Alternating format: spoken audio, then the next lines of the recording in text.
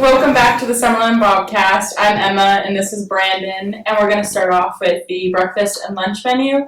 Friday, September 8th is Long John. Monday, September 11th is Tornado. Tuesday, September 12th, French toast sticks. Wednesday, September 13th, breakfast taco. Thursday, September 14th, mini cinnamon rolls. Friday, September 15th, Long John. And then for your lunch, Friday, September 8th is chicken fajita. Monday, September 11th is meatballs. Tuesday, September 12th is tomato soup. Wednesday, September 13th is runzas. Thursday, September 14th is a dagwood.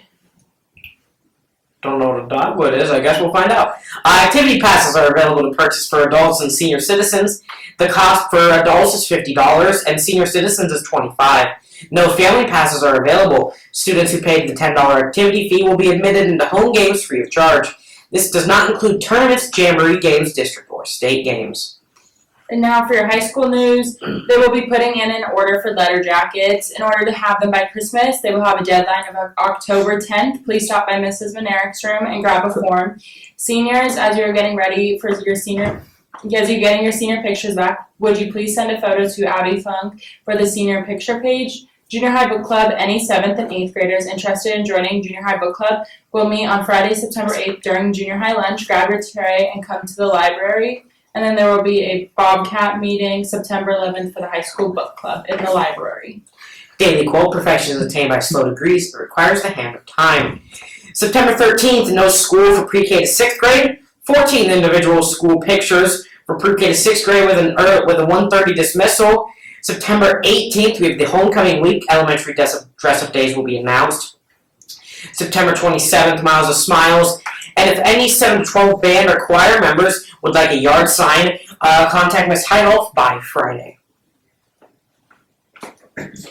Games will be live streamed. The September 7th game for today with that volleyball try at Battle Creek is going to be live streamed. Friendly reminder to do your Summerlin sport spectators' responsibilities.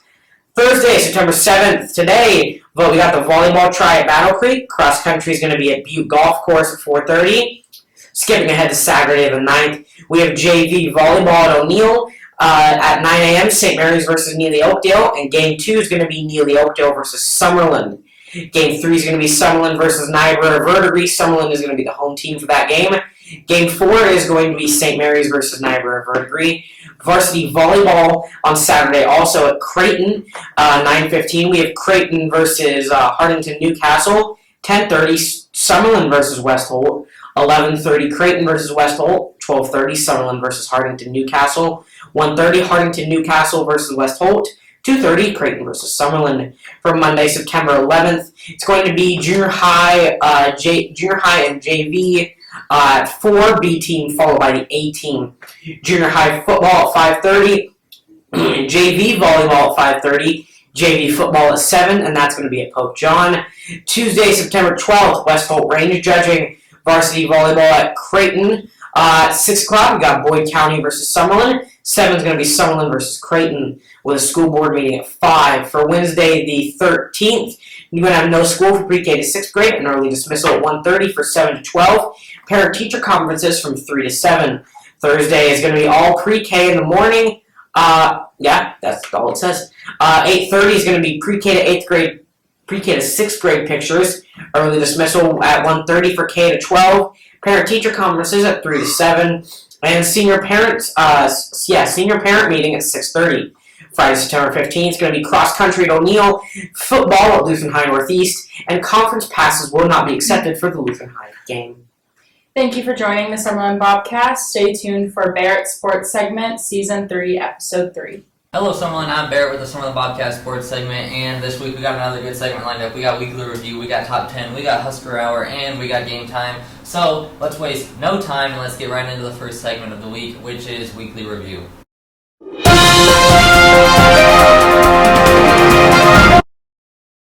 So this is Weekly Review, and of course last week I had on Preston Hoke to make some picks, and the week before I had on Christian Bank, and we picked NFL and college football games. NFL has not yet happened, so we'll have to wait until next week. But college football has. We had the first week. It was a really good weekend. A lot of good games. I guess not a lot of upsets, but there was a few upsets. So we'll go through these games that we picked right now. First off, Minnesota ended up beating Nebraska 13-10. we'll talk about that later. I actually don't even want to start talking about it, so we'll just move on. Number 12, Tennessee beat Virginia 49-13. That was a cool scene there because they had their, after the shooting or whatever that was there last year and they got shut down, Virginia got to, kind of honor everybody. That was a cool thing. But they got beat by Tennessee. Iowa beat Utah State 24-14. Didn't know Iowa could score points last year. Of course, they struggled with that a lot on offense. Ohio State handled Indiana 23-3, but they didn't look great. I mean, with all the talent, they didn't look amazing. They're still going to be good, but Indiana made them look not absurdly good. USC killed Nevada. It was 66-14. There was a couple big upset games like that. There was a few teams that got shot. It was like 77 points, 84 points. There was a lot of points scored this weekend. But USC won that one. Penn State beats West Virginia 38-15. That was another easy one. This was a good game until the end, really. 21 North Carolina beat South Carolina 31-17. Good matchup between Drake May and Spencer Rattler, but Carolina got the best of them at the end, obviously. Didn't even mean to say that, but North Carolina got the best of South Carolina at the end, and they won at 31-17. Number 18, Oregon State beat San Jose State 42-17. Number 8, Florida State upsets. Number 5, LSU 45-24. Florida State was at home, and they won it. That was another really good matchup, especially quarterback-wise. I wasn't expecting Jaden Daniels to look that good, but he did. But Florida State just outplayed them, and they deserve that win. They're going to be a good team this year. Watch out for Florida State. And the biggest upset of the weekend, Duke upsets number 9 Clemson 28-7. They were in Durham, and yeah, they pulled the upset. It's a huge upset. Clemson will be probably down out of the top 15, like 18 or something like that. And of course, with Colorado beating TCU, there's multiple teams that are falling a lot. LSU will fall a little bit. I think there was another team that got beat as well. But so yeah, Preston went 6-5. I went 5-5. Christian went 4-6. So kind of weird how 6-5, 5-5, 4-6. But that's how that week turned out. We'll see you in the next segment, which is top 10. So this is top 10, and this is the first top 10 segment we've had this year. This one is dedicated to the Huskers, my top 10 favorite, or who I think is going to be the most impactful Nebraska Cornhuskers this year. So we're going to start out with number 10. He transferred in from Virginia, wide receiver Billy Kemp. Very inactive in the first game. Of course, we'll talk about that in the next segment. But like I said, I like the kid. I think he'll be good, but once we get the pass game going, trust me, he'll be involved because he has to be. Otherwise, the offense won't be able to do anything. That's why he transferred in. Number 9 is Ty Robinson. Big anchor on the D-line, but, he made a mistake in the game. It's whatever.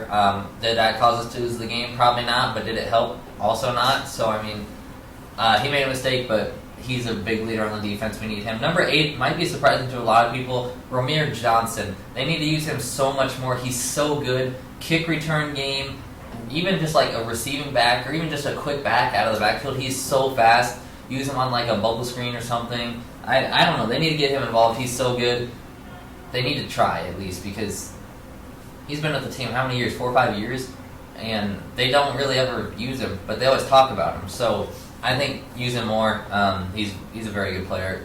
They need to utilize him while he's still here. So number 7 is Omar Brown, and he had a rough year last year coming from NIU, but this year he's already made a bunch of pass breakups. He made that pick down in the red zone. That was huge. I don't think Nebraska got points out of it, but it was stopped. So yeah, he's going to be big, especially with injuries to Marquise Buford and, of course, Miles Farmer left. So secondary needs help. He's stepped up big time. We're going to need him more. Number 6 is Isaac Gifford. He kind of plays all over the place, right? They call him the Rover, but yeah, he's very impactful. He almost had a game-sealing pick. He dropped it, and then that touchdown in the corner of the end zone. That one kind of hurt him, but, he's going to be a great player. He still is a great player. Of course, Luke Reimer played here a few years ago. So, yeah, Quentin Newsome is our number 5. We didn't really hear much of Quentin Newsome in the game, but that's because he was playing good defense. He didn't get targeted at a lot, and that's a good thing. Quinn Newsome is basically a veteran on the defense now. He's playing like it. I love that guy. He got a single digits for a reason. I don't know what else to say on that because like he's been there for a long time and he just sticks through it. He's been like with 3 different coaches now. Really good kid, and I think he'll have a pretty good year this year. Number 4 is his corner buddy Malcolm Hartzog. He kind of burst onto the scene last year with a big season. This year I think he's going to play well as he made a couple big plays on Thursday. And our number 3 is another defensive player, the leader of the linebacker room. That's Luke Reimer. If you're a Nebraska football fan, you love this kid because he's been there through so much. He's taken the lead on that defense essentially, right? And his buddy Nick Heinrich went down with an injury. I actually don't know I don't remember. They said what it was. It was like an ankle or something like that. So that kind of sucked, but we saw guys like Isaac Gifford, John Bullock step up. So, yeah, Luke Reimer, leader. That's why I put him at 3. Love that kid. Number 2, transferred in from Georgia Tech. It's Jeff Sims. Big impact. I mean, huge. Casey Thompson posted a thing on his Instagram story after the loss. It was just a black screen, obviously referencing to like, I should have got the job or whatever. Jeff Sims, it's his first game in the Big Ten, coming into a new system that he hasn't learned. He starts on the road against a proven coach that's done it for 7, 8 years and has been consistent with it. He throws 3 picks. One of them could have easily been taken back. The other, he was trying to make plays and stuff. I mean, his scrambling, like I said, Casey Thompson was, obviously, he posted that because he thought that he should have got the job or whatever. Everybody's can think their own thing. But without Jeff Sims, that game is even more horrendous because Casey doesn't have the speed that Jeff Sims has. Look at that drive where he started on the 1 yard line. He scrambled that one for like 22 down the sidelines. It broke open that drive. Excellent, right? I mean, he's going to be really good. Give him some time to settle in. Give the whole team time to settle in. It's going to be great. My number 1, he had some academic trouble. That's why he sat out the first half. It's Marcus Washington. The reason I put him here is look at the impact he had. The offense, receiving-wise, in the passing game, didn't do anything until he came in. He came in and caught multiple passes, like a 17-yard pass, a 14-yard pass, kept the offense rolling. I mean, that kid, even though he was out for the first half, some kids might have been like, coach is dumb, I'm giving up. But he just came right in and got to work, and hopefully he keeps his, whatever troubles, he puts those things behind him, and he just moves on and has a good rest of the season because we're going to need him in the receiving game. So that was my top 10 Husker football players this year. We're going to move on to our third segment of the day, which is Husker Hour.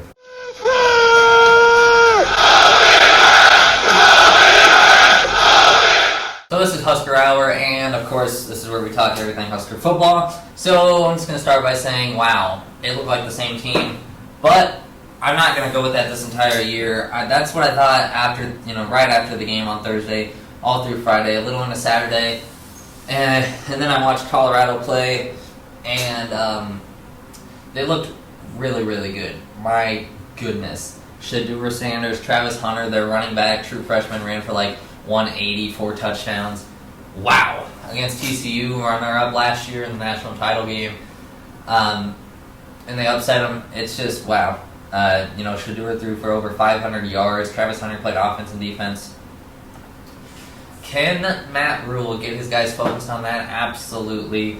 Will they turn out the way we want them to?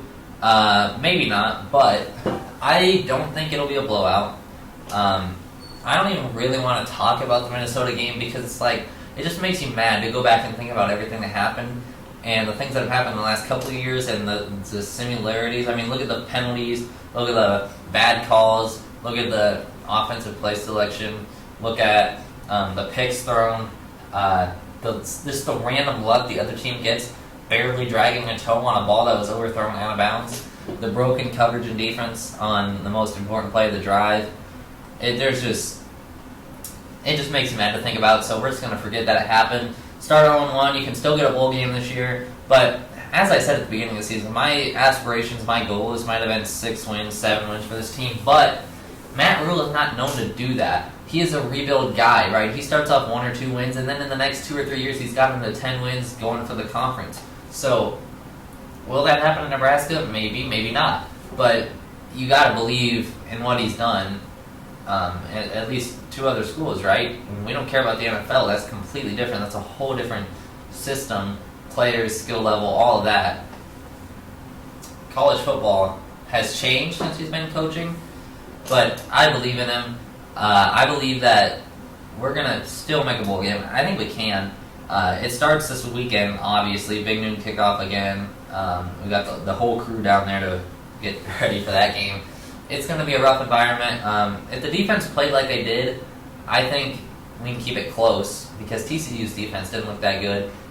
Nebraska's got to run the ball. They got to get Anthony Grant confident. I don't know if Matt Rule would trust him. He looked very upset after the game.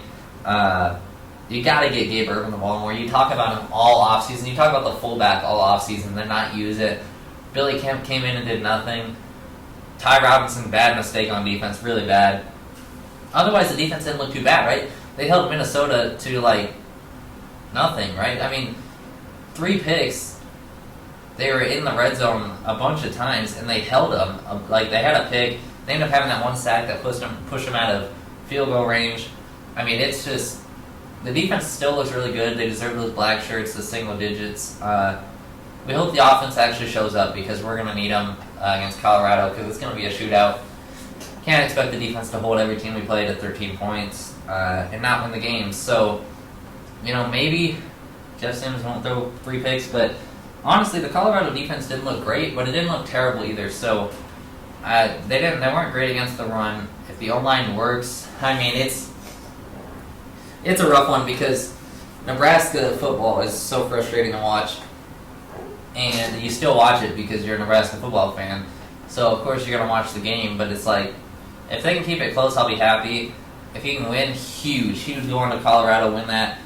But, man, if I make a pick right now, I think I got to wait till game time before I make a pick because right now I'm not in the right mindset to make a Husker football pick. It's not going to be it.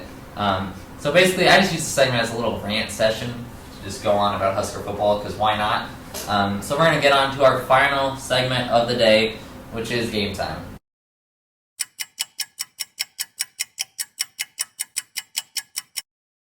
Welcome to game time, and you may be thinking, where's the special guest? Well, this week, just like last year, I decided to have 1 week where I went against America or sports bettors or ESPN, whatever you want to call it, with their percentages, who's projected to win, the point spread, that stuff. So we're going to do that this week, and we're going to start off with college football because I've made the NFL picks 3 times already, right, with everybody that's been on.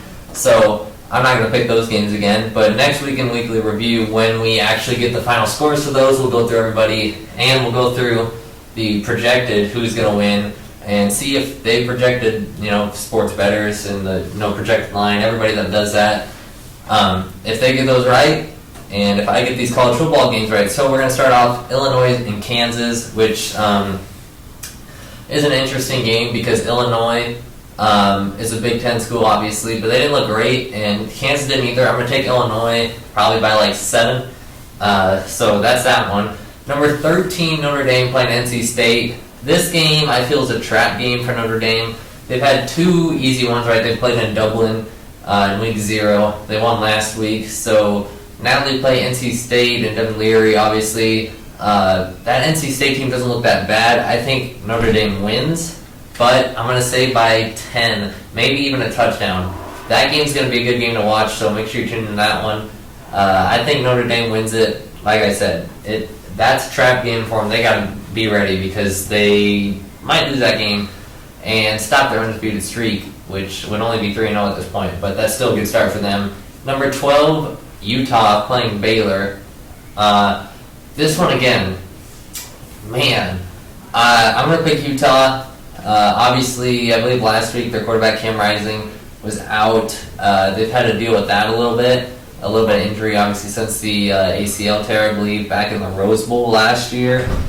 Baylor doesn't look terrible, but they're not the same team they were last year, especially. So I'll take Utah by 2 touchdowns, no matter who the starting quarterback is. I know they're on the road, but I'll take Utah. This game, it's a Nebraska game. Nebraska, last time I checked, was favored. They were actually it was 6-point favorites to go on the road against number 22 Colorado and win. This game, as a Husker fan, obviously you're like, go Nebraska, right? But man, the way rebuilds go for Matt Rule, the way Nebraska played week 1, the way Colorado played week 1, and they were on the road against the defending national title champions.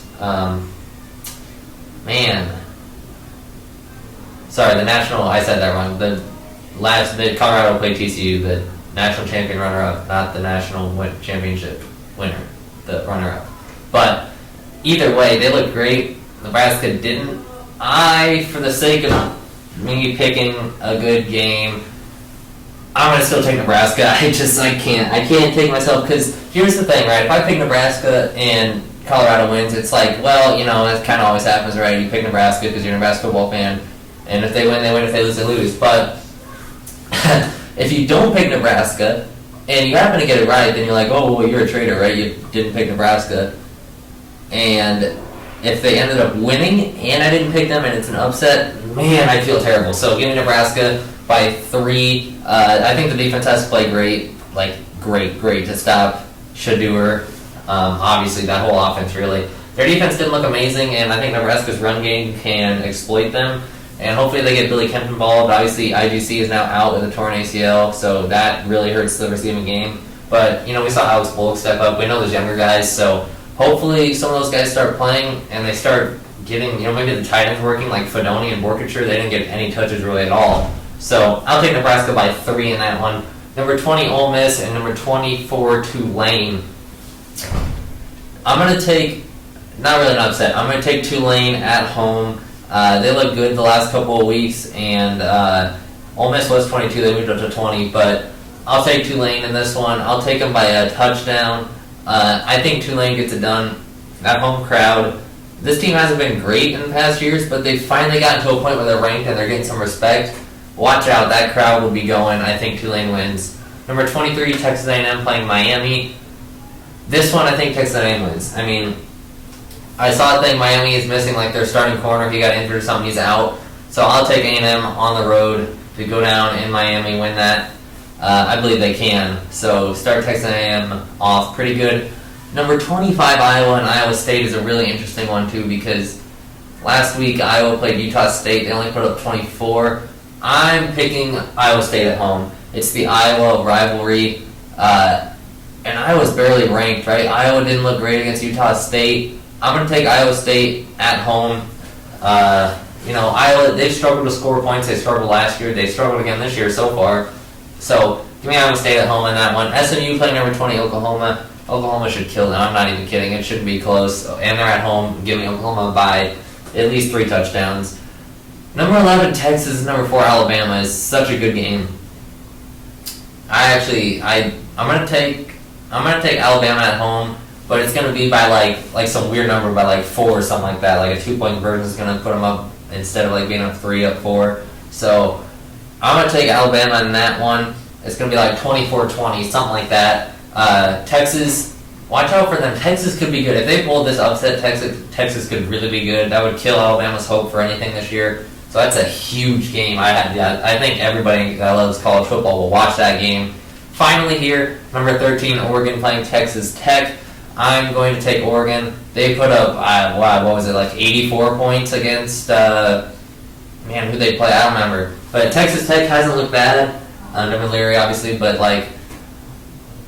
I don't think Texas Tech can really do anything at home. Oregon's looked pretty good.